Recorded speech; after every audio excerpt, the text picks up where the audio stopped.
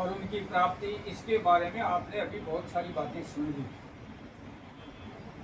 हम अपनी बात रखें, हम अपनी कमियों पर भी चर्चा करें और कमियों पर चर्चा करते समय ये विशेष ध्यान रहे हमें हीनता घर नहीं कर जाए। हीनता घर कर गई तो हम उन कमियों से जूझने में अपने आप को कमजोर महसूस करेंगे। प्रत्येक व्यक्ति के जीवन में कमियां होती हैं। पूर्णता की प्राप्ति धीरे धीरे व्यक्ति अपनी कमियों को देखता है, ढूंढता है और धीरे धीरे उनको चुन चुन कर अपने जीवन से बाहर निकालता है। हम प्रतिनिधित्व करते हैं उस श्रेष्ठ परंपरा का जिसमें आज तक जो कीर्तिमान स्थापित हुए हैं उनको सुन करके, उनको समझ करके, और लोग यूं सोचते हैं क्या ऐसा भी कभी हो सकता है।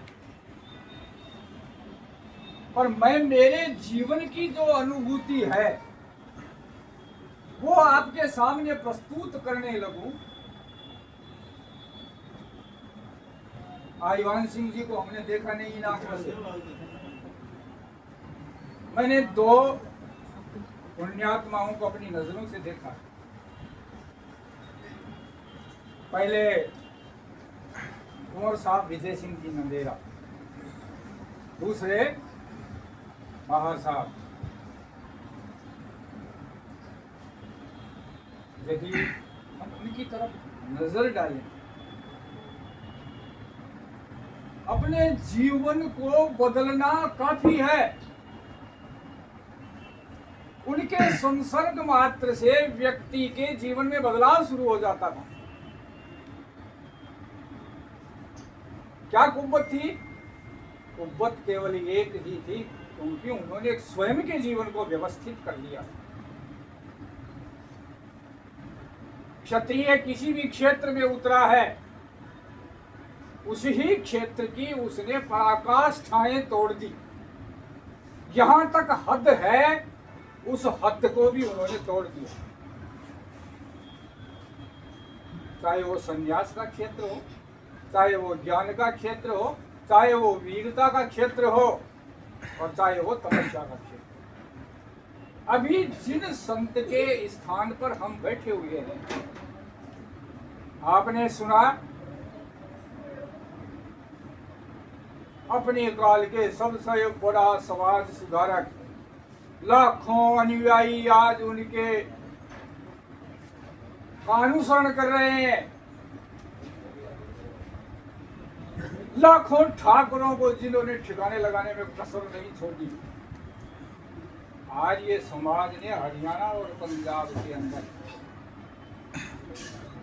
ठाकुरों की जमीनें छिनवाने में पूरी भूमिका निभाई, काश्तकार वर्ग को आगे करके। उस समाज सुधारक का गर्व गाल दिया गुदड़ी वाले बाबा ने। पैबंद यहां से गुदड़ी फटी, यहां पैबंद लगा दिया। फिर दूसरी जगह से गुदड़ी फटी, वहां लगा दिया पैबंद। मेरे जैसे अनभिज्ञ व्यक्ति ने उनसे पूछ लिया, बाबा कोई नई गुदड़ी ले लीजिए ना, इसमें क्या रखा है?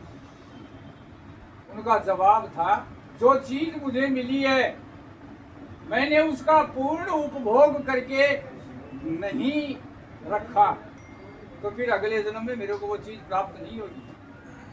ये गुदड़ी जब तक के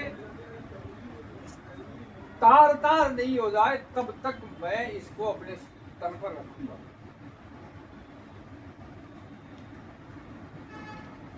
और ऐश्वर्य कैसा? किसी के सामने हाथ नहीं फैलाया, आवश्यकता हुई पटक, वही आवश्यकता पूरी। इस दुनिया के सामने उन्होंने हाथ नहीं फैलाया।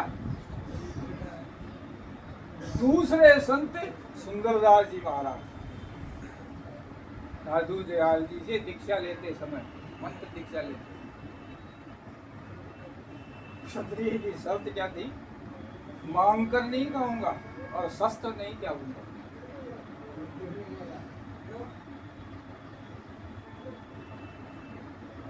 संत समझते हैं कि कहाँ कुव्वत है, कौन इस रास्ते पर आगे बढ़ने वाला है।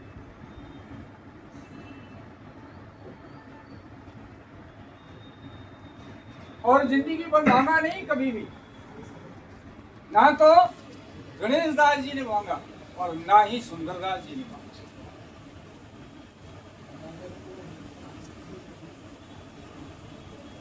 हम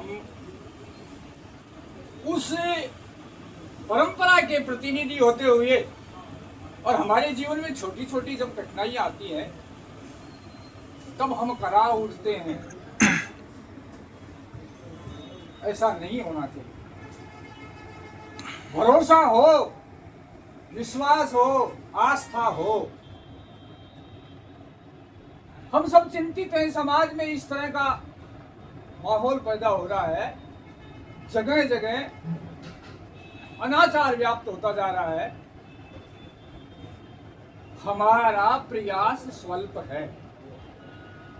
हमारा एक स्वयंसेवक कहता है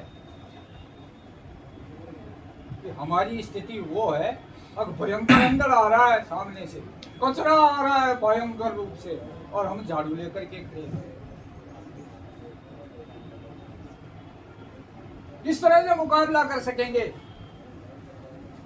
ऐसे लोगों के लिए केवल यही बात मायने रखती है कि अधीरता व्यक्ति को अपने पद से विचलित करती है।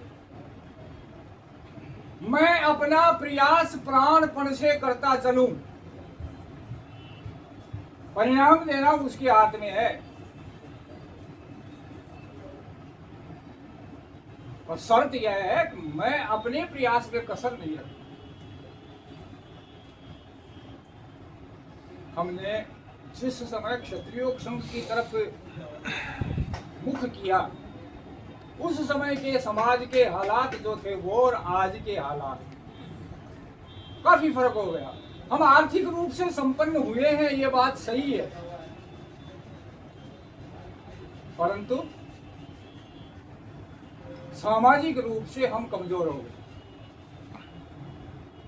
हम एक दूसरे के प्रति जो अपनत्व का भाव था, जो आत्मिक लगाव था, वो बहुत क्षीण हो गया।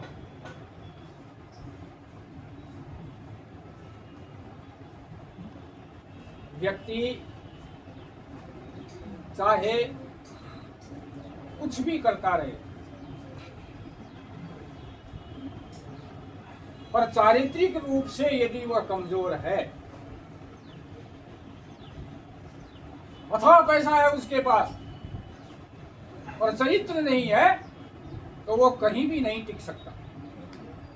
थोड़ा सा जीवन में कठिनाई पैदा हुई और वो पलायन की सोचने लग जाता है। तो प्रत्येक स्वयं सेवक के लिए यह आवश्यक है कि आपका चरित्र समाज के सामने एक दर्पण की तरह से हो। आप यूं दिखें, और वो दिखाई देना केवल चारित्रिक बल है। उस चारित्रिक बल की सुदृढ़ आधार भूमि पर ही एक स्वयंसेवक तैयार होता है। हम ये सोच लें पैसा कमा कर, हम ये सोच लें बहुत ज्यादा डिग्रियां अर्जित करके और समाज का भला करना चाहें, समाज का भला नहीं हो सकता। अपने आप के चरित्र को सुदृढ़ करते हुए और समाज में अपनत्व का भाव रखते हुए यदि हम समाज में निकलें, आवश्यक रूप से हमारी बात सुनी जाएगी।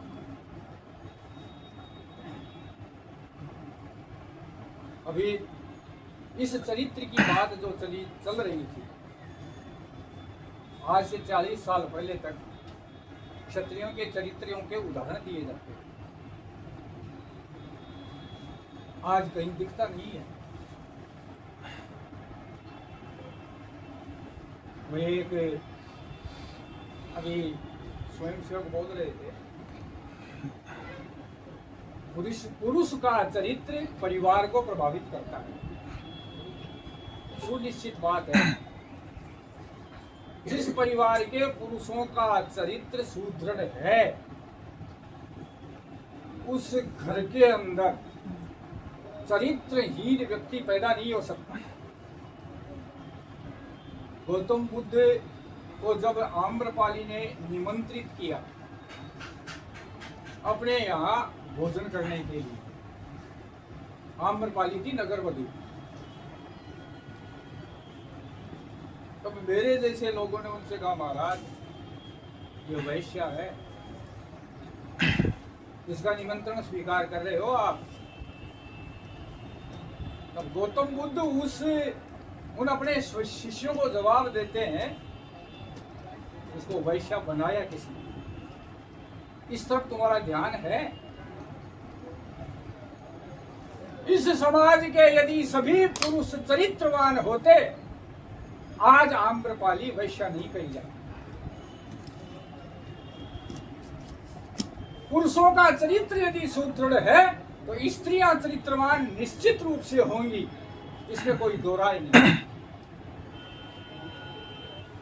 चरित्र में कमी आती है पुरुष के में सब पहले, और उसके बाद बाकी का चरित्र जन्म जाता है। हम अपने जीवन की तरफ देखें, बाकी की तरफ देखने की आवश्यकता नहीं है। अपने जीवन को श्रेष्ठताओं से भरे, चुन चुन करके कमियों को बाहर निकालें। यदि हम ऐसा कर सके तो एक आईवान सिंह स्मृति संस्थान के क्षत्रिय उपसंघ के खरे स्वयंसेवक होने का दावा कर सकते हैं। पैसा आपके पास है नहीं है, कोई मायने नहीं रखता। सन 84 से आज तक मैं देखता आ रहा हूं, उस समय हम लाखों की बात करते थे। आप आकलन करने बैठ जाइए, आईवान सिंह स्मृति संस्थान साल भर में करोड़ों रुपए खर्च करता है। क्या वो सुरेंद्र सिंह की जेब से निकलता है, या जगदीश सिंह की जेब से निकलता है, या रणजीत सिंह सरपंच साहब की जेब से निकलता है? किसी को पता नहीं है कहां से आता है, किस तरह से होता है, सब काम हो जाता है। इसीलिए लोग कहते हैं आईवान सिंह स्मृति संस्थान के पास तो बहुत कुछ है, इतने बड़े बड़े आयोजन करता है, इतने प्रकाशन छपाता है, और इस तरह से ये काम कर रहा है। और लोगों को पता नहीं है ये काम कैसे हो रहा है। वो सारा काम इसी वजह से हो रहा है, चरित्रवान लोग चुन चुन करके इकट्ठे किए गए, और उन चरित्रवान लोगों पर इन सूक्ष्म शक्तियों की कृपा है, और उसी कृपा के आधार पर हम आगे बढ़ रहे हैं, और इन्हीं की कृपा पर आगे बढ़ते रहेंगे। समय विपरीत आता है, व्यक्ति के जीवन में भी आती हैं परिस्थितियां, सामाजिक जीवन में भी परिस्थितियां आती हैं, और संस्थागत जीवन में भी परिस्थितियां विपरीत आती हैं। यदि हम उन विपरीत परिस्थितियों का सब मिलकर के डट करके मुकाबला करें तो क्षण भर में नेस्तनाबूद होती है, सुनिश्चित बात है।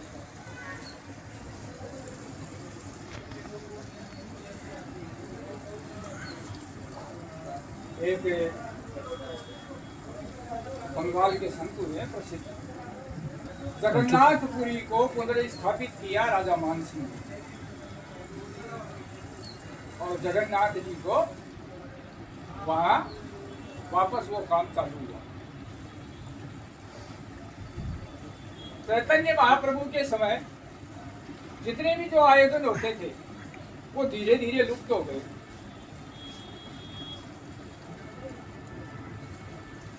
बंगाल के एक कायस्थ थे, कुछ कायस्थ अपने को क्षत्रिय मानते हैं, कुछ कायस्थ अपने आप को ब्राह्मणों से जोड़ते हैं।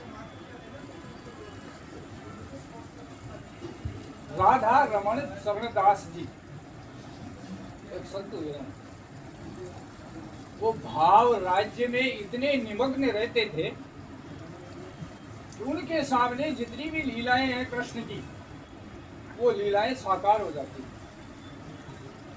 इतना गजब का भाव था उनका।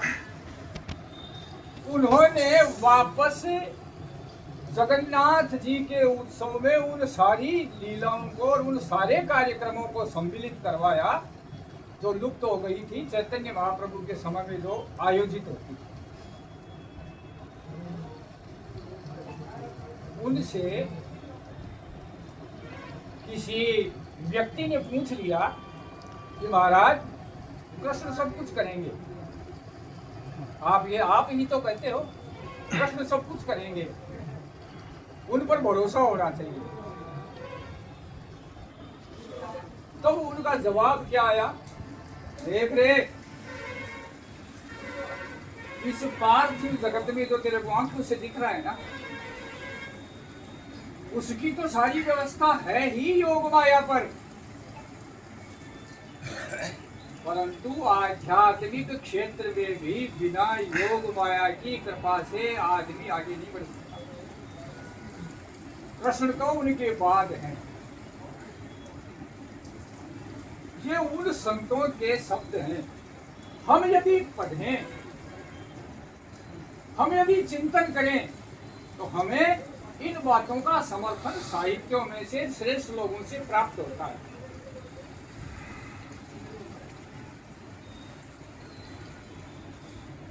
ये तो क्षत्रियों में जब अपनी आराधना और साधना पद्धति थोड़ी ढीली हुई तब जाकर के हम योग माया को विस्मृत कर बैठे।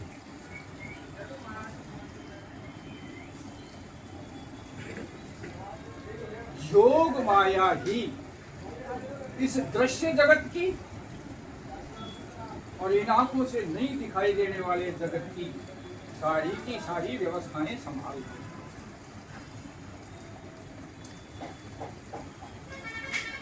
हम यदि इन सूक्ष्म शक्तियों पर और हमारे पूर्वजों के प्रति श्रद्धा, आस्था और विश्वास को रखते हुए, अपने चरित्र को सुदृढ़ रखते हुए इस कार्य में आगे बढ़ेंगे तो सुनिश्चित रूप से हमारा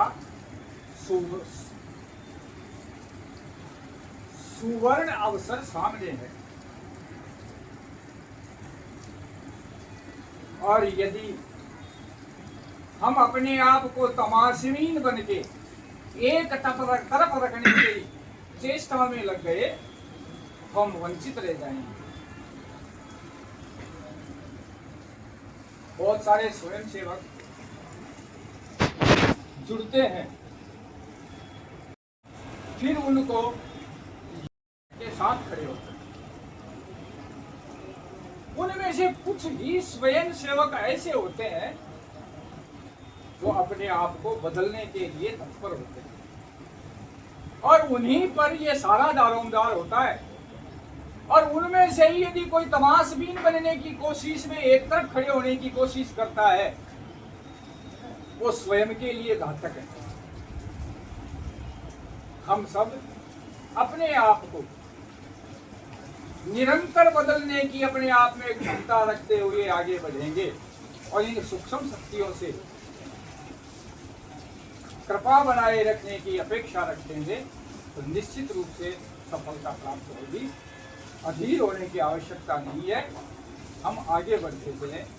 जय क्षात्र धर्म आप सभी ने ध्यानपूर्वक सुना, उसके लिए